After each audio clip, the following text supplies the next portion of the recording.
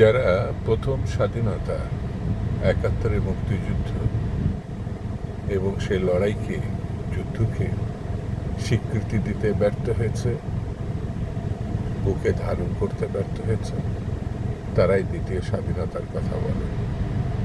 দ্বিতীয় স্বাধীনতা বলে কিছু নাই। ঠিক তেমনি সেকেন্ড রিপাবলিক বলে কিছু নাই। এই বিষয়গুলো হচ্ছে পরিকল্পিতভাবে দেশের মধ্যে প্রথম স্বাধীনতা, মুক্তিযুদ্ধকে এড়িয়ে যাওয়ার একটি প্রবণতা। এটা মনে রাখতে হবে, বাংলাদেশে ৭১-এর মুক্তিযুদ্ধ হচ্ছে পাকিস্তানের ২৪ বছরের লড়াই সংগ্রামের চূড়ান্ত এবং সমাপ্তির একটি ঘটনা। এটা পাশ কাটানোর কোনো সুযোগ নাই। এই কথাটা মনে রাখতে হবে।